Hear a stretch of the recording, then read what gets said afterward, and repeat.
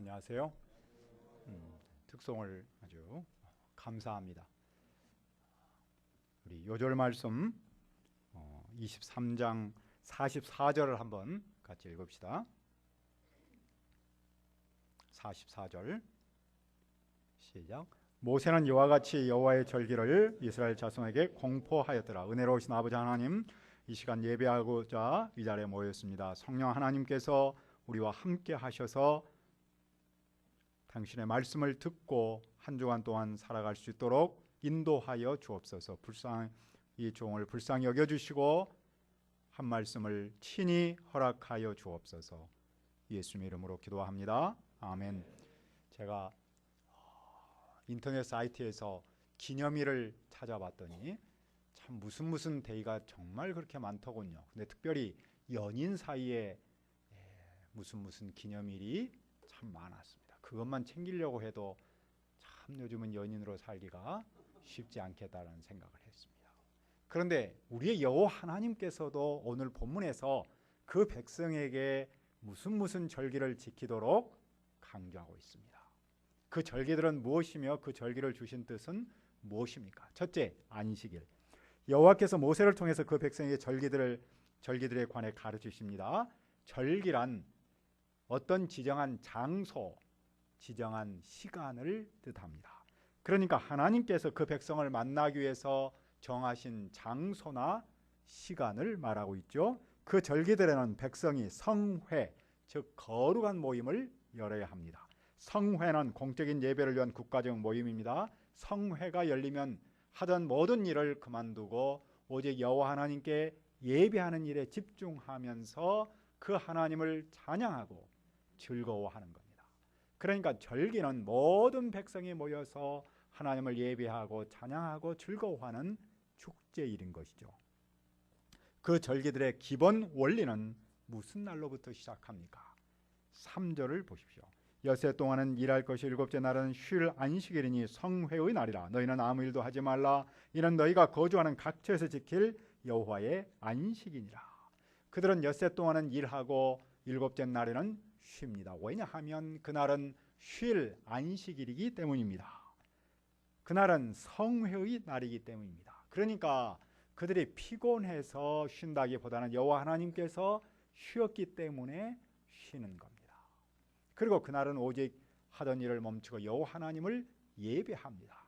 따라서 안식일은 쉼이라는 것과 동시에 하나님께 예배하는 것이 포함되어 있는 것이죠. 그 점에서 안식일은 모든 절기의 모범이라고 말할 수 있겠습니까? 안식일이 오늘 우리에게 주는 의미는 무엇입니까? 우리도 쉼과 함께 예배하는 원리를 배웁니다. 구약시대 때는 토요일에 안식했습니다. 그리고 토요일에 예배했습니다. 그런데 예수님께서 금요일에 돌아가시고 일요일에 다시 살아나셨습니다. 우리는 그날을 주님의 날이라고 부르면서 토요일 대신 일요일, 즉 주님의 날인 주일에 쉬고 예배합니다. 어떤 사람은 성경을 들고 나오며 오늘날도 안식일, 즉 토요일에 쉬고 예배한다라고 주장합니다. 그러나 그것은 성경을 나무만 보고 숲을 보지 못하는 오류라고 할 수 있겠습니다. 왜냐하면 예수님의 십자가 부활을 놓쳐버렸기 때문입니다. 예수님의 십자가 부활은 구원의 핵심인데 말입니다. 따라서 우리가 주일에 예배하는 것은 예수님의 사람으로서 믿음의 고백이며 정체성의 표현입니다.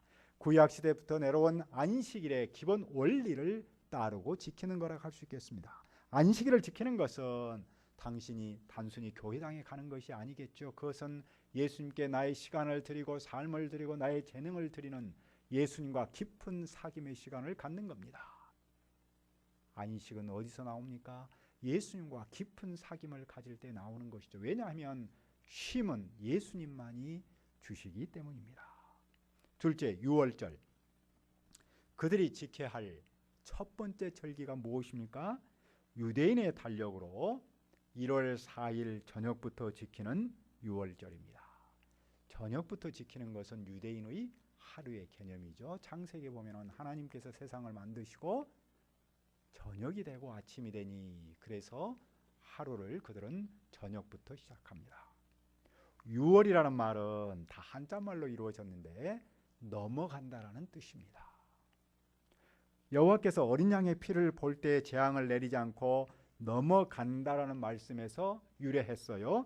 당시 여호와께서 애굽에서 이스라엘을 구원하기 위해서 애굽에 재앙을 내립니다. 그런데 그때 누구든지 어린 양에 잡아서 그 피를 현관 대문에 바르면 죽음의 사자가 넘어갔습니다. 그러니까 유대인에게 유월절은 죽음에서 구원받은 날입니다. 그들은 애굽에서 빨리 급하게 나와야 했기 때문에 충분히 발효하는 빵을 먹을 수가 없어서 발효되지 않은 빵을 먹었습니다. 발효되지 않은 빵을 한자말로 무교라고 말합니다. 그래서 그것을 먹었다라고 해서 무교절이라고 표현하는 것이죠. 그들은 첫날에 성회로 모이고 일주일 동안 아무 일도 하지 않았습니다. 그러면 오늘 우리는 유월절을 어떻게 지킵니까? 유월절에 흘린 어린 양의 피는 십자가에서 흘리신 예수님의 피입니다. 누구든지 예수님께서 십자가에서 흘리신 피가 나를 위한 것임을 믿으면 내 죽음이 넘어갑니다. 나는 죽음에서 구원받고 생명을 얻게 됩니다. 우리는 이 사실을 눈으로 체험하기 위해서 성찬 때 빵과 포도주를 먹고 마십니다. 빵은 예수님의 살이고 포도주는 예수님의 피입니다. 우리는 빵과 포도주를 먹고 마시면서 예수님께서 나를 죽음에서 구원하기 위해서 흘리신 그 피의 은혜와 사랑을 체험합니다. 우리는 또 주일 예배를 통해서 죽음에서 구원받은 그 은혜와 사랑을 기억할 수 있습니다. 우리가 주일 예배를 지키는 것은 또한 유월절의 원리를 지키는 것이라고 말할 수 있습니다. 셋째, 초실절. 그들이 지켜야 할 두 번째 절기는 무엇입니까? 10절을 읽어봅시다. 10절 시작. 이스라엘 조상에게 말하여 이르라. 너희는 내가 너에게 주는 땅에 들어가서 너희의 곡물을 거둘 때 너희의 곡물의 첫 이삭 한 단을 제사장에게로 가져갈 것이요. 그들은 이제 장차 약속의 땅에 들어가게 됩니다. 약속의 땅에 들어가서 농사를 짓습니다. 보리 농사를 짓고 밀 농사를 짓습니다. 그들은 약속의 땅에 들어가서 곡물을 처음으로 거둘 겁니다. 처음으로 거두는 곡물을 한자말로 초실이라고 말합니다. 그래서 그 절기를 초실절이라고 부르는 것이겠죠. 그들이 첫 이삭을 거두면 그 중에 한 단을 제사장에 가지고 가서 하나님께 바치라는 겁니다. 왜 하나님은 첫 열매를 바치라고 하실까요? 첫 열매는 하나님의 것이요 하나님께서 주신 것임을 알고 감사하도록 하신 겁니다. 그들의 첫 열매를 하나님께 드리는 것은 여호와께 대한 믿음의 표현입니다. 하나님께서 그들에게 복을 주신 것이며 앞으로도 복을 주실 것이라는 믿음의 표현인 것이죠. 열매를 맺으려면 그들의 땀이 중요합니다. 그러나 더욱 중요한 것은 무엇입니까? 그것은 여호와의 은총입니다. 그들은 첫 열매를 여호와께 드리면서 이 사실을 기억하는 것이죠.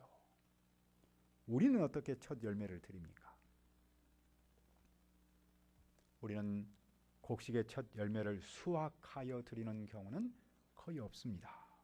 대신에 내 삶 속에서 얻은 첫 열매를 하나님께 드릴 수 있습니다. 과거에 어떤 사람은 자기가 낳은 첫 아들을 목회자로 하나님께 드렸습니다. 또 우리의 개척 조상들은 세계 선교에 자신을 드렸습니다. 대부분의 현대인은 자기가 취업해서 받은 월급을 첫 월급을 하나님께 드리기도 합니다. 우리가 삶의 현장에서 무엇을 얻든지 그것의 첫 열매를 하나님께 드린다면 그것이 오늘 우리가 지키는 초실절이라고 말할 수 있습니다. 넷째, 77절. 그들이 초실절에 의해서 지켜야 할 절기가 무엇입니까? 15절입니다. 안식일 이튿날 곧 너희가 요제 곡식단을 가져온 날로부터 세워서 7 안식일의 수호를 채우고 첫 곡식을 드린 후에 7번의 안식일을 지난 다음 날, 즉 50일째 되는 날 대부분 곡식 추수를 끝냈습니다. 추수를 끝내는 날이라고 해서 맥추절이라고도 부릅니다. 그런데 앞에서 있는 것처럼 초실절로부터 7번의 안식일이 지나고 그 다음 날 50일째 되는 날이기 때문에 오순절이라고 부릅니다. 이것은 한자 말입니다. 오는 다섯이고 순은 열을 뜻하는 순전히 한자 말에서 나온 겁니다. 그때는 희생 제물과 함께 누룩넉은 빵을 여호와께 드립니다. 자, 그들이 77절을 지키는 의미는 무엇입니까? 77절은 모든 곡식을 다 추수하는 날이라고 말했죠. 그래서 맥추절이라고도 한다 그랬죠. 풍성한 곡식을 주신 여호와께 감사하며 기뻐하는 겁니다.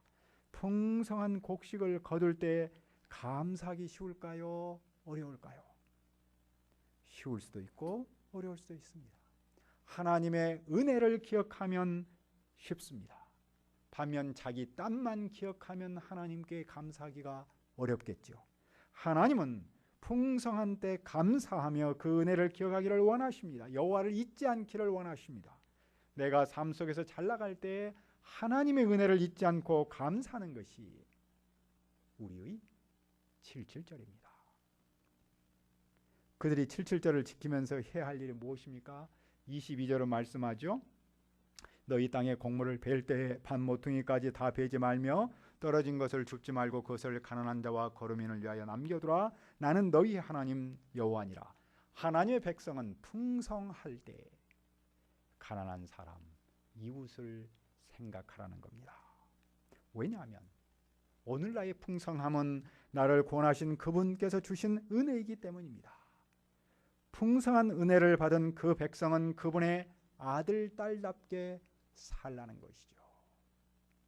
배려와 나눔. 이것은 아름다운 거룩한 하나님의 공동체의 모습입니다. 다섯째, 나팔절과 속죄일. 자, 그들이 지켜야 할 절기는 또 무엇입니까? 24절을 읽어봅시다. 24절 시작. 이스라엘 자손에게 말하 이르라. 일곱째 달 곧 그 달 첫날은 너희에게 쉬는 날이 될지니 이는 나팔을 불어 기념할 날이요 성회라. 일곱째 달은 건조하고 무더운 여름이 끝납니다. 포도나무와 감람나무 열매를 따며 비가 오기를 고대합니다. 이것은 당시 이스라엘의 형편을 말하고 있습니다. 그때는 1년 농사를 끝내고 새 농사를 시작할 때입니다. 그때 그들은 나팔을 불면서 뭔가를 기념합니다. 자, 그러면 그 첫날 무엇을 기념할까요? 한 해 농사를 마무리하고 새 농사를 시작하는 시점에서 자기를 살펴봅니다. 그들은 그동안 하나님의 말씀 앞에서 잘 살았는지를 돌아봅니다. 지난 날을 돌아오면서 내가 하나님의 말씀 앞에서 잘 살았다면 앞으로도 잘 살아야겠다고 각오를 하겠죠. 반면에 내가 참 많은 것이 부족했다 그런다면 새로운 각오를 하는 겁니다. 그런 점에서 볼 때 우리의 나팔절도 무엇일까요? 우리의 나팔절도 뭔가를 마치고 새롭게 시작하는 것을 뜻합니다. 그런데 그 시작에는 언제나 하나님의 말씀이 있고 그 말씀에 대한 돌이킴, 말씀에 대한 귀 기울임이 있습니다.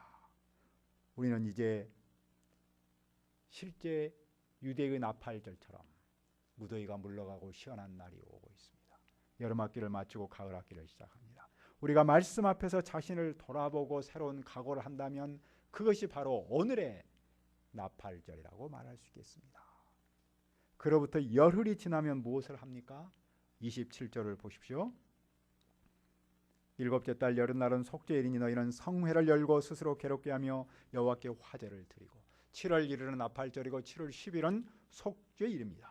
나팔 소리에 따라서 백성이 모인 날은 1년 가운데 가장 거룩한 날인 속죄일로 이어집니다. 그날은 백성의 모든 죄를 없애는 날입니다. 새로운 시작은 죄 용서와 영적 각성을 전제한다는 것이겠죠. 그들은 그날에 금식하면서 상한 심령과 회개하는 마음을 가집니다. 자, 하나님께서 속죄일을 통해서 가르치는 바는 무엇입니까? 그것은 새 마음의 출발은 속죄로부터 시작한다는 겁니다. 죄를 안고서는 새로운 시작을 할 수 없습니다. 앞으로 나가려면 무거운 것과 얽매이기 쉬운 죄를 벗어버려야 하겠지요. 그래서 나팔절과 속죄일을 연달아 지킨 겁니다. 그렇습니다. 오늘 우리도 새롭게 시작하려면 우리를 얽매는 죄를 벗어야 합니다. 우리 안에 있는 무거운 것들을 다 벗어버리고 우리를 붙잡고 있는 죄를 해결해야 하겠죠. 그런데 그 죄, 속죄는 예수 그리스도를 믿음으로만 일어납니다. 우리가 예수님의 십자가를 믿으면 나를 얽매이는 모든 죄에서 용서받습니다. 죄를 용서받으면 새 마음, 새 믿음, 새롭게 시작할 수 있는 것이죠. 그 속죄는 오늘날은 주일 예배를 통해서 이루어질 수 있습니다. 주일 예배 핵심 중 하나는 속죄를 기억하고 영적 갱신을 새롭게 하는 데 있습니다. 그 점에서 주일은 한 주일의 첫날이라고 계속해서 강조하고 있죠. 우리는 주일 예배를 통해서 내 마음의 무거운 것들을 다 씻기고 예수 그리스도의 은총으로 속죄를 받습니다. 그리고 한 주간을 새롭게 새 믿음으로 시작할 수 있는 것이죠. 여섯째, 초막절. 그들이 마지막으로 지켜야 할 절기는 무엇입니까? 34절을 읽읍시다. 34절 시작. 이스라엘 전에게 말하 이르라. 일곱째 달 15째 날은 초막절이니 여호와를 위하여 이래 동안 지킬 것이라. 초막절은 이스라엘이 천막에서 생활할 때 잠시 머물기 위해서 나뭇가지로 초막을 만들었는데 여기서 유래했습니다. 그들은 아름다운 나무 실과와 종려나무 가지와 무성한 가지와 시내버들을 취하여 초막을 짓고 그곳에서 일주일 동안 살면서 즐거워해야 합니다. 그들은 왜 그렇게 초막을 짓고 살아야 합니까? 43절은 말씀합니다.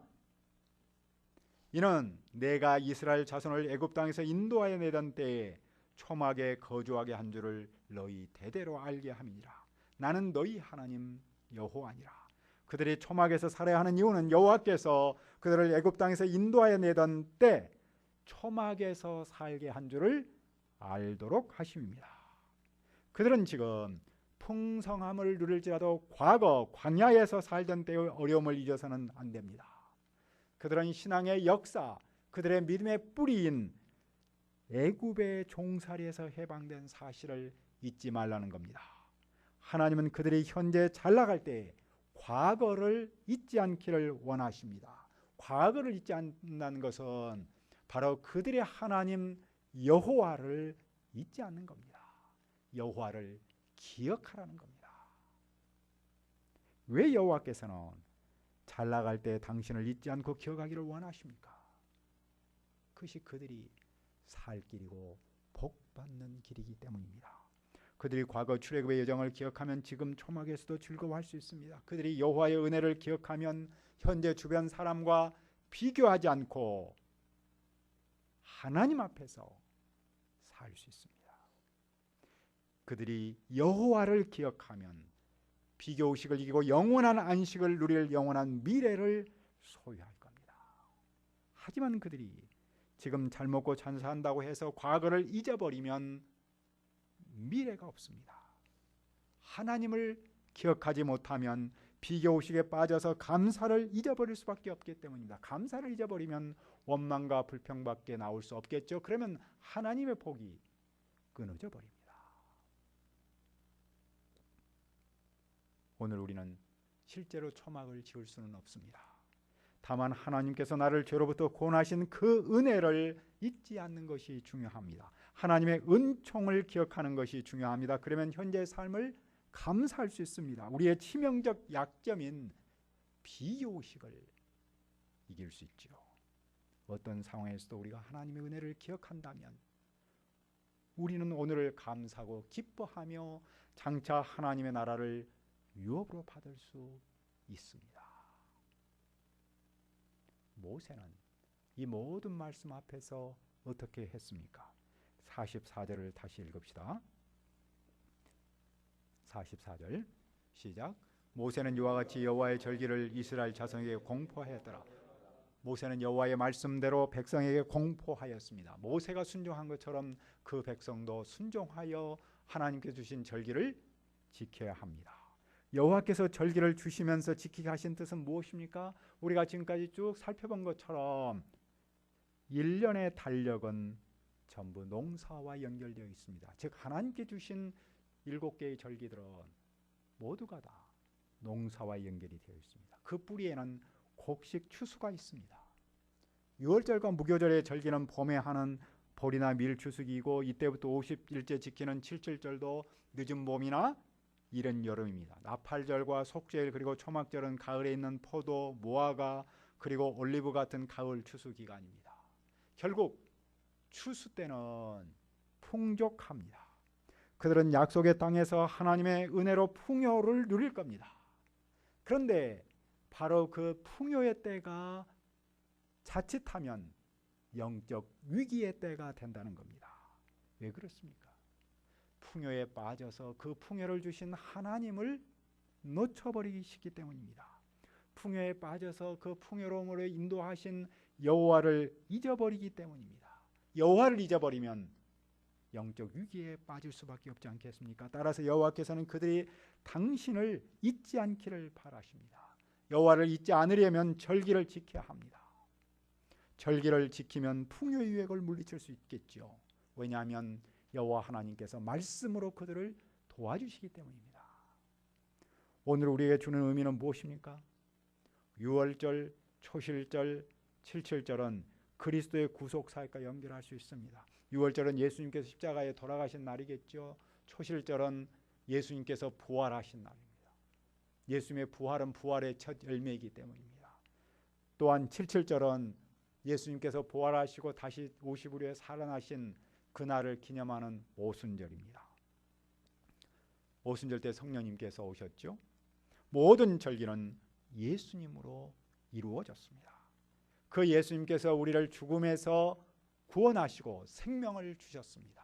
그리고 그 예수님께서 우리의 삶을 풍요롭게 인도하십니다. 물론 사람에 따라서 상대적으로 풍요보다는 빈곤함을 생각할 수 있을 겁니다. 하지만 우리의 삶의 절대적 기준에서 보면 과거보다 우리는 현재 풍요로움을 누리고 있는 것 또한 사실입니다. 그런데 문제는 바로 그 풍요의 때가 위기에 따라 될 수 있다는 것입니다. 왜냐하면 풍요의 때 예수님의 은혜를 붙들기보다는 자기의 잘난 맛에 빠질 수 있기 때문입니다. 오늘의 세속주의는 그 단면을 보여줍니다. 우리가 이 세속주의를 이기려면 절기를 지켜야 합니다. 그런데 그 절기의 시작과 끝이 무엇입니까? 바로 주일 예배라고 강조하고 있습니다. 그러니까 주일 예배를 우리가 잘 드린다면 세속의 위기, 영적 위기를 극복할 수 있습니다. 왜냐하면 예수님을 잊지 않고 예수님의 은혜를 기억할 수 있기 때문입니다. 그 점에서 모든 절기의 기승절은 어디로 끝납니까? 바로 주일 예배로 끝납니다. 우리가 가을 학기에 주일 예배에 집중하여 풍요 자체에 빠지기보다는 풍요를 주신 하나님을 기억하며 하나님을 기념할 수 있기를 기도합니다. 은혜로우신 아버지 하나님, 우리를 죄와 죽음에서 구원하시고 생명을 주시고 풍요를 주시고 인도하신 줄을 믿습니다. 우리가 이스라엘 백성이 풍요의 때에 하나님을 잊지 않고 하나님을 기억하기 위해서 절기를 지켰던 것처럼 오늘 우리가 주일 예배를 잘 지켜서 풍요로움에 빠지기보다도 풍요로움을 주신 그 여호와 하나님을 만나고 여호와 하나님을 기념할 수 있도록 인도하여 주옵소서. 감사하고 예수님의 이름으로 기도합니다. 아멘.